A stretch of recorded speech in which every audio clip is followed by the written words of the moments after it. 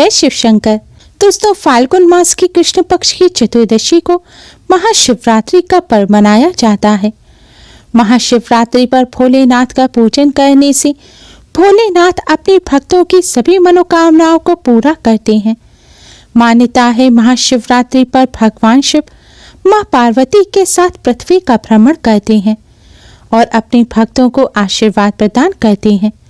मान्यताओं के अनुसार पूरे साल भर पूजन से भोलेनाथ इतने प्रसन्न नहीं होते जितना महाशिवरात्रि पर करने मात्र से ही हो जाते हैं। अन्य दिनों की तुलना में महाशिवरात्रि के दिन भोलेनाथ का पूजन करने से 10,000 गुना अधिक पुण्य फल की प्राप्ति होती है।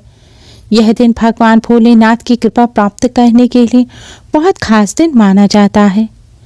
शास्त्रों में बताया गया है कि इस दिन थोड़े से प्रयास से, थोड़ी सी पूजा से, एक लोटा जल चढ़ाने मात्र से ही भोलेनाथ की असीम कृपा प्राप्त हो जाती है और भोलेनाथ अपने भक्तों की बड़ी से बड़ी परेशानियों को मिनटों में दूर कर देते हैं। दोस्तों, जैसा कि हम सभी जानते हैं कि भोलेनाथ भोले भंडारी हैं। वह अपने भक्तों पर बहुत ही जल्द कृपा करते हैं। लेकिन क्या आप जानते हैं कि अगर भोलेनाथ के पूजन में कुछ गलतियां कर दी जाएं, तो भोलेनाथ उतनी ही जल्दी क्रोधित भी हो जाते हैं। हमारे शास्त्रों में कई ऐसी चीज़ों के बारे में बताया गया है जिन्हें भोलेनाथ के पूजन में भूलकर भी इस्तेमाल नहीं करना चाहिए। तो आइए दोस्तों, जानते हैं कि कौन सी ऐसी चीज़ें हैं जिन्हें भोलेनाथ के पूजन में नहीं इस्तेमाल करना चाहिए। कौन सी ऐसी चीज़ें हैं जो भोलेनाथ को भूलकर भी अर्पित नहीं करनी चाहिए, अन्यथा भोलेनाथ क्रोधित हो जाते हैं और व्रत और पूजा का फल प्राप्त नहीं होता। दोस्तों, भोलेनाथ की कृपा प्राप्त करने के लिए वीडियो को एंड तक जरूर देखें। आपने अगर हमारे चैनल को अभी तक सब्सक्राइब नहीं किया है तो जल्दी से चैनल को सब्सक्राइब कर बेल आइकन को भी जरूर दबाएं और इस वीडियो को लाइक कर अपने फ्रेंड्स के साथ शेयर जरूर करें। दोस्तों, सबसे पहली चीज़ है बेलपत्र। जी हाँ दोस्तों, आपने सही सुना। जैसा कि हम सभी जानते हैं कि बेलपत्र तो भोलेनाथ को अवश्य ही अर्पित करना चाहिए। बेलपत्र भोलेनाथ को बहुत प्रिय है। लेकिन क्या आप जानते हैं कि हर प्रकार के बेलपत्र भोलेनाथ को प्रिय नहीं है। अगर आप गलत या फिर गलत तरीके से बेलपत्र भोलेनाथ को अर्पित करेंगे तो भोलेनाथ प्रसन्न होने की बजाय आपसे क्रोधित हो जाएंगे। इसलिए बेलपत्र को भोलेनाथ को चढ़ाते समय कुछ बातों का विशेष ध्यान रखें। सबसे पहली बात तो यह है कि बेलपत्र के पत्ते कहीं से भी कटे फटे नहीं होने चाहिए। अगर बेलपत्र का पत्ता कटा फटा है या बेलपत्र पीले रंग का हो गया है तो आप ऐसे बेलपत्र को भूलकर भी भोलेनाथ को अर्पित ना करें।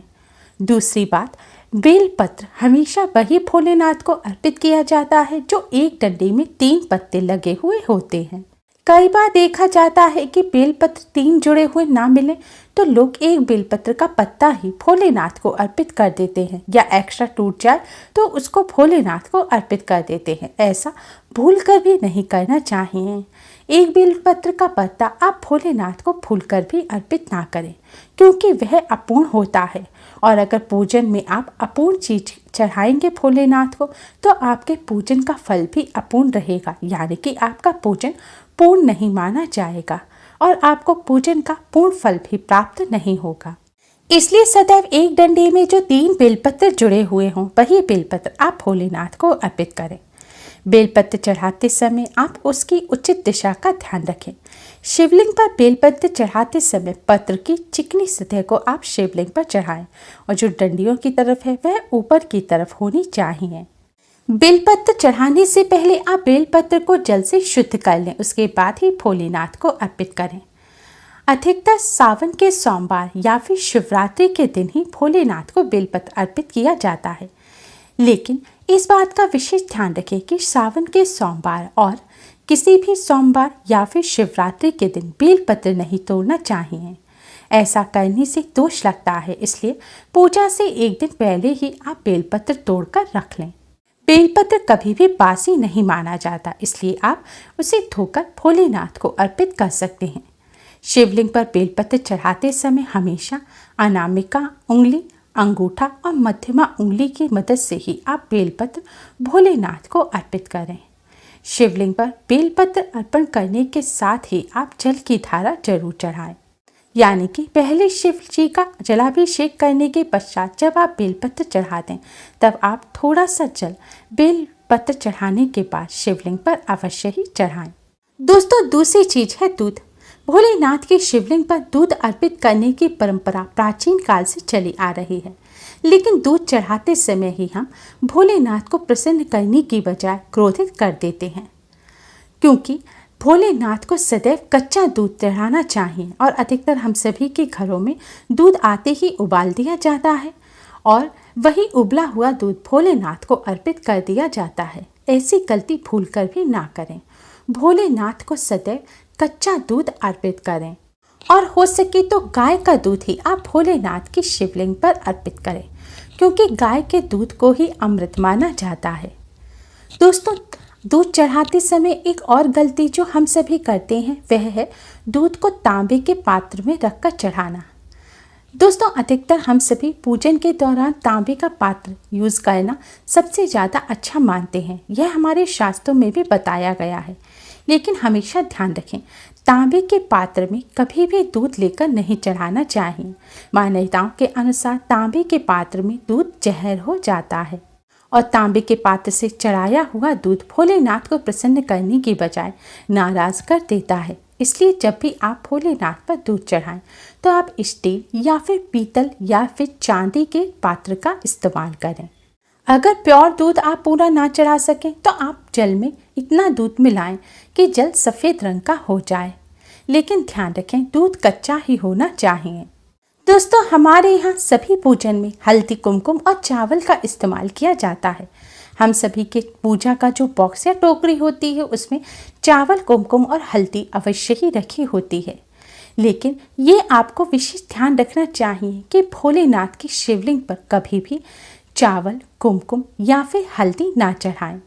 भोलेनाथ की जो शिवलिंग होती है वह भोलेनाथ का बैरागी रूप है और हल्दी, कुमकुम सौभाग्य के प्रतीक होते हैं।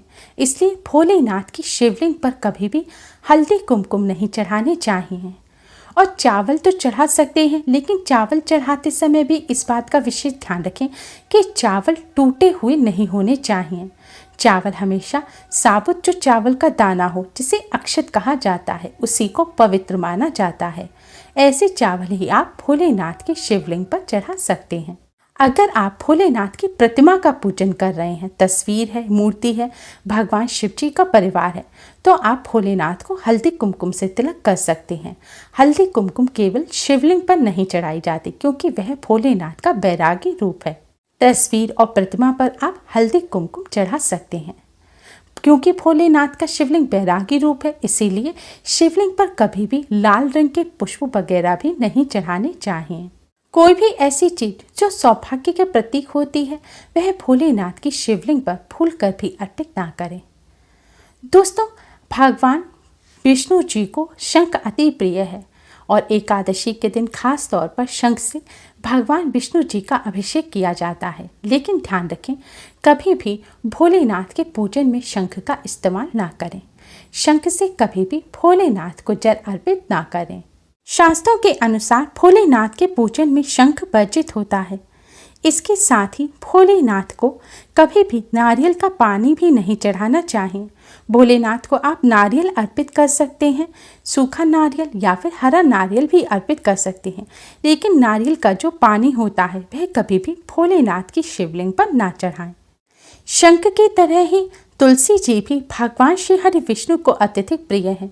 तुलसी के पत्ते के बिना भगवान विष्णु का पूजन अधूरा होता है, लेकिन शास्त्रों के अनुसार भगवान शिव जी का पूजन करते समय आप भूलकर भी तुलसी का पत्ता ना रखें। भगवान शिव जी को कभी भी तुलसी का पत्ता ना चढ़ाएं। अगर आप ऐसा करते हैं तो आपको पूजा का फल प्राप्त नहीं होगा और भोलेनाथ आपसे नाराज हो जाएंगे। इसलिए भोलेनाथ का पूजन करते समय कभी भी तुलसी का पत्ता ना रखें।